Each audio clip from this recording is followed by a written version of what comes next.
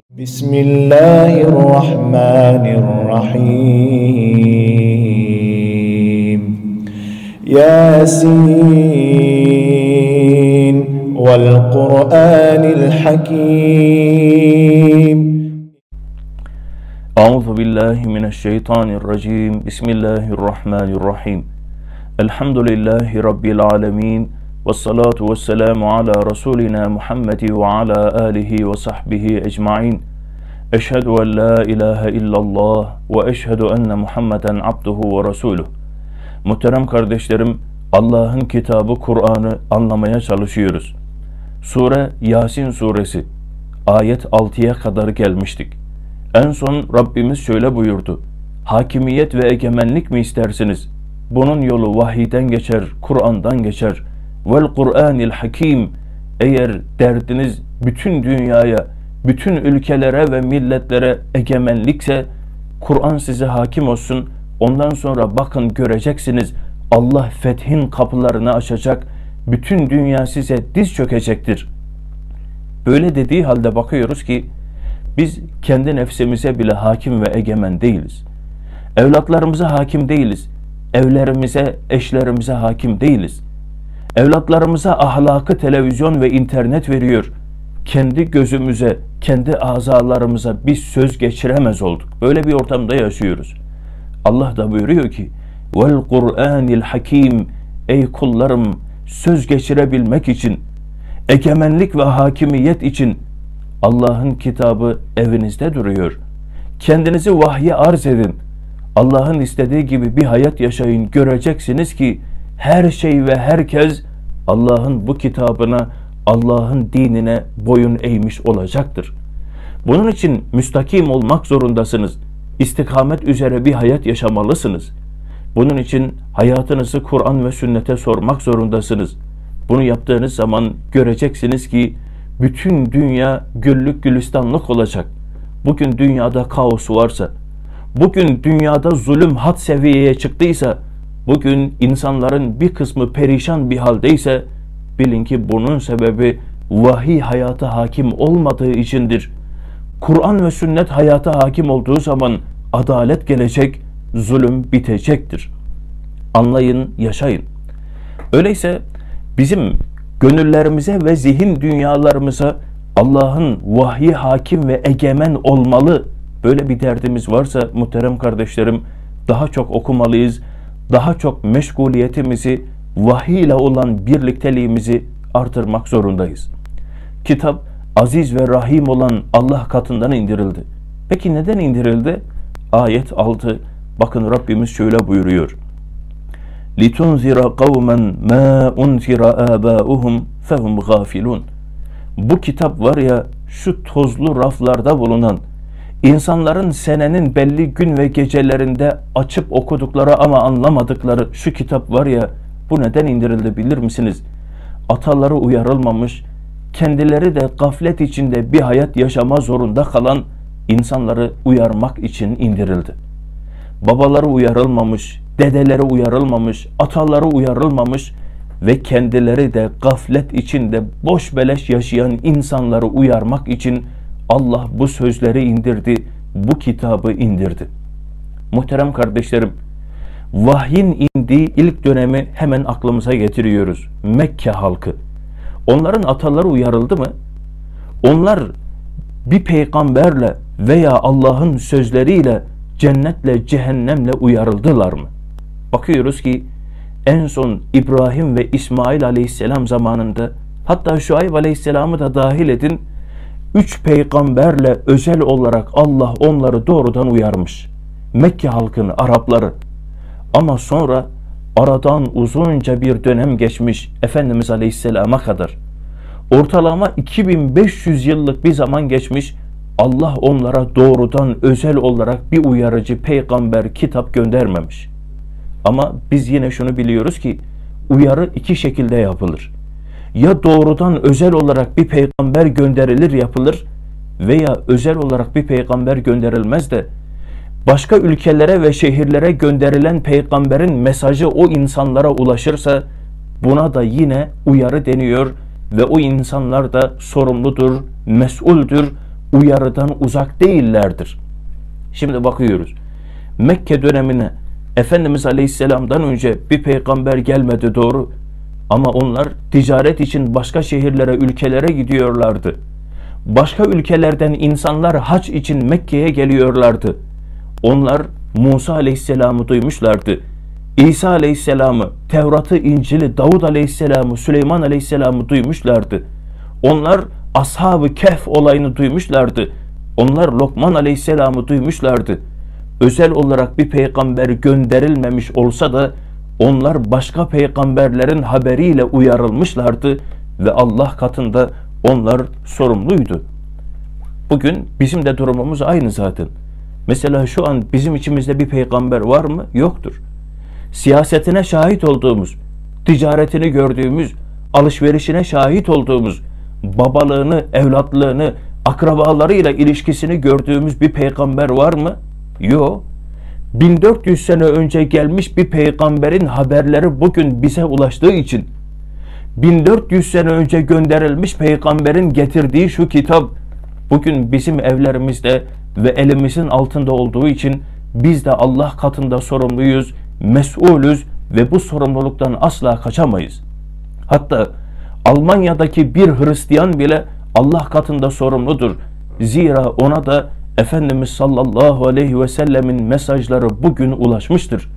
Gerek teknolojik aletler vasıtasıyla, internet vasıtasıyla, gerekse de insanların, tebliğcilerin, alimlerin uzak beldelere gidip Allah'ın dinini anlatmaları sebebiyle bugün yeryüzünde var olan bütün insanlar hak katında, Allah katında mesuldür ve sorumludur.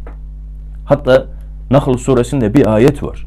Allah buyuruyor ki: وَلَقَدْ بَعَثْنَا ف۪ي كُلِّ اُمَّةٍ رَسُولًا Biz her ümmete bir elçi veya elçinin mesajlarını mutlaka gönderdik. Elçinin mesajları bütün kavimlere, bütün milletlere, bütün toplumlara ulaşmıştır. Bunda asla bir sıkıntı yok. Şimdi böyle dediğimiz zaman bizim insanımız çok meraklı. Hemen soruyorlar. Ya öyle kesin konuşma. Ya Kur'an'ın, sünnetin, vahyin ulaşmadığı bir insan topluluğu varsa ne olacak? Farz edelim ki var. Böyle diyorlar. Allah da diyor ki biz bütün kavimlere, bütün insanlara hak mesajı, uyarıları mutlaka gönderdik. Ama bizim insanımız da böyle diyor. Ya gönderilmediyse? Mesela Brezilya'nın yağmur ormanlarında Kur'an ve sünnetin hiç ulaşmadığı insanlar yok mu? Dağın tepesinde doğmuş, büyümüş, ormanda doğmuş, büyümüş ve ölmüş, Kur'an, sünnet görmemiş, cennet, cehennemle tanışmamış insanların hali ne olacak? Allah onlara nasıl muamele edecek? Allah onları cennete mi alacak, cehenneme mi atacak? Ne olacak onların hali diye hemen bizim insanımız, özellikle gençler soruyorlar. Muhterem kardeşlerim, bu soru yeni bir soru değil. Asırlar önce Firavun Musa Aleyhisselam'ı köşeye sıkıştırabilmek için, onu insanların önünde rezil edebilmek için o da bu soruyu sormuştu. Dönmüş demiş ki: فَمَا بَالُ الْقُرُونِ الْعُولَى Ey Musa, ya sen çıkmış peygamberim diyorsun, cennet, cehennem filan diyorsun da ya senden öncekilerin hali ne olacak? Bizden önce binlerce insan yaşadı topraklarda. Bizden önce onlarca kavim, millet geldi geçti. Onlar peygamber diye bir şey duymadı. Onlar cennete mi girecek, cehenneme mi girecek? Musa Aleyhisselam'a bu soruyu sorunca bakın Musa Aleyhisselam şöyle dedi. Kale, dedi ki: İlmuha inde Rabbi fi kitab. Onların bilgisi, onların durumu Allah katında bir kitapta mevcuttur. Yani o bizim meselemiz değil ki. La yadillu Rabbi ve la yense. Benim Rabbim ne yanılır ne de unutur. Yani şunu söylüyordu. Ya biz bize bakmalıyız. Allah ki öyle bir ilah ki onun rahmetinin tecellisini biz her yerde ve her şeyde görüyoruz. O Allah ki kendisini tanıtmak için indirdiği şu kitabın ilk sayfasını açıyorsunuz, kendisine Rahman ve Rahim diye tanıtıyor. Rahmeti kendisine ilke edinmiş olan, rahmeti gazabını geçmiş olan bir Allah, bir ilah kullarına haşa zulmeder mi? Biz biliyoruz ki tarihin hangi döneminde olursa olsun Allah bir insana ya da bir topluma neyi vermişse onu istemiştir. Allah vermediği bir şeyi kimseden istememiştir. Dolayısıyla akıl vermediği bir insandan akletmesini, düşünmesini istememiştir. Kalp vermediği bir insandan fıkh etmesini istememiştir. Kitap göndermediği bir insanı bu kitabın hükümlerinden hesaba çekmeyecektir. Peygamber göndermediği bir toplumu peygamberin hadislerinden dolayı hesaba çekmeyecektir. Aksi halde bu zulüm olurdu. Yani şimdi düşünsenize, kitap gelmemiş, peygamber gelmemiş, cennet cehennem duymamış, bilmemiş bir insan topluluğu varsa ki eğer, Allah diyor ki böyle bir toplum, bir kavim yok. Tek tük fert olabilir mi? Onu bilmiyoruz. Ama Rabbimiz buyuruyor ki ben adilim. Şimdi böyle bir insan düşünün. Cennetten cehennemden bir haber. Allah'tan kitaptan bir haber. Bu zaten normal şartlarda Allah ona kitaptan sünnetten hesap sormayacak. Neyden hesap soracak? Allah ona fıtrattan hesap sorar. Fıtratını bozdun mu, bozmadın mı? Çünkü her insanın yaratılışında bu özellikler kodlanmıştır. Allah ona ahlaktan sorar. Allah ona insani ilişkilerinden sorar, hesaba çeker. Ama biz iman ediyoruz ki neyi soracağını da en iyi Allah bilir. وَمَا كُنَّا مُعَذِّب۪ينَ حَتَّى نَبْعَثَ رَسُولًا. Allah buyuruyor ki İsra suresi ayet 15'te biz Resul göndermedikçe, biz peygamber göndermedikçe, biz uyarı göndermedikçe hiç kimseye azap etmeyiz. İnsanlar bu konuda kaygısız olsun. Muhterem kardeşlerim, biliyoruz ki uyarı sadece peygamberle ve kitapla da yapılmaz. Uyarı öyle bir şeydir ki felaketler insanlara bir uyarıdır. Musibetler bir uyarıdır. Doğal afetler insanlara bir uyarıdır. Gece gündüz insanlara bir uyarıdır. Doğanların ölmesi bir uyarıdır. Mevsimlerin gelmesi, yaşayanların toprağın altına girmesi insanlar için hep bir uyarıdır. Ve biz yine şunu çok iyi biliyoruz ki uyarı peygamberle başlayan, kitapla başlayan bir süreç değildir. Uyarı kitap ve peygamberle sonlanan bir sürecin adıdır. Dolayısıyla kitabın ve peygamberin gelip gelmemesi çok mesele değil. Uyarının insana ulaşıp ulaşmaması olayı kilit noktadır. Dolayısıyla muhterem kardeşlerim, uyarı elçilerle başlayan bir süreç değil, elçilerle tamamlanan bir sürecin adıdır. Bu konuda bütün insanlar kaygısız olsun. Yine biz Kur'an'a bakıyoruz ki Rabbimiz cehenneme giren kavimlerin, milletlerin durumunu anlatırken onlara mutlaka uyarıcının geldiğinden bahsediyor. Mesela Mülk suresinde bakıyoruz. Grup grup insanlar bölük bölük, fert fert cehenneme atılırlarken melekler onları durduruyor ve diyor ki bir dakika durun. Elem ye'tikum nezir. Ya size bir nezir gelmedi mi? Bir uyarıcı gelmedi mi? Bir peygamber gelmedi mi? Bir hacı hoca gelmedi mi? Siz cennet cehennem diye bir şey duymadınız mı? Bakın onlar diyor ki galu, dediler ki bela kad ca'ena nezir.